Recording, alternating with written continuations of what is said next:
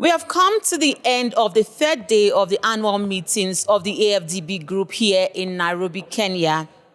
The biggest event of today was the opening formalities attended by at least 6 African presidents, vice presidents, and prime ministers. The event also had in attendance African finance ministers, central bank governors, shareholders of the DFI, private sector leaders, among others. The plenary called for stronger institutions of governance, the need for collective efforts within the African community, among other such thematic issues. We will be proposing that the Africa Union Commission, the executive, be given sufficient power to be able to prosecute Africa's economic diplomacy, to make Africa Union a fit-for-purpose organization to take charge of the consolidation of the African market through the Africa Continental Free Trade Area. Today, in Africa, intra-Africa trade is only 15%. We must make Africa Union fit for purpose. The Africa Union must work with us to close the infrastructure gap. We will also be making a proposal to have a much more accountable Africa Union. The Pan-African Parliament has no connection to the Africa Union executive. We are proposing that we are going to reduce the size of the Pan-African Parliament to make it much more cost-effective from 275 members to 100 members. In his goodwill address, the president of the Islamic Development Bank, Dr. Mohammed Al-Jassar, challenged African leaders on sustainable structural reforms and going beyond GDP growth, build inclusive economies, and expand trade. To foster and sustain development gains, economic growth alone is insufficient. African countries need to deepen their structural transformation to ensure a prosperous and secure future for all Africans.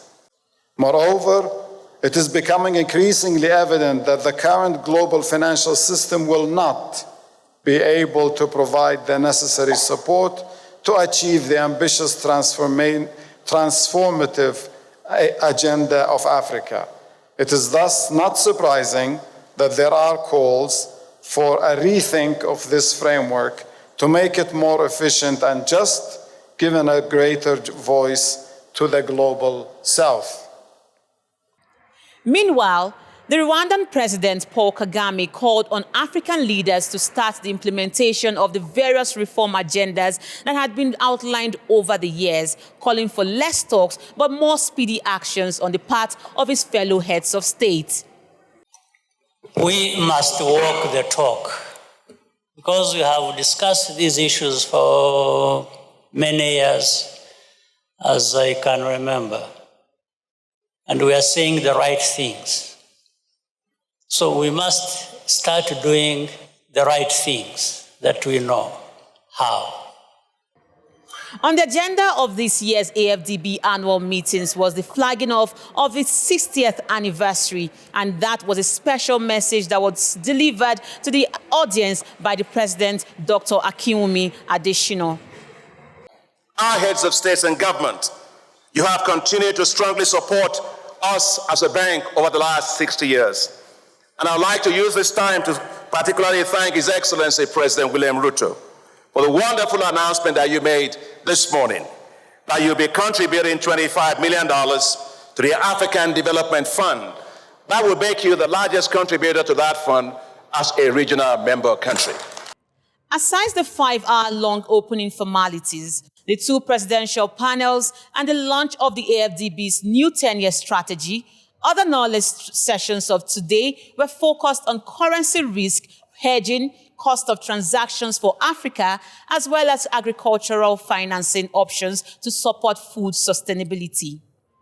Frontier Africa Reports is still on the ground here at the KICC in Nairobi for the remaining 2 days of the annual meetings.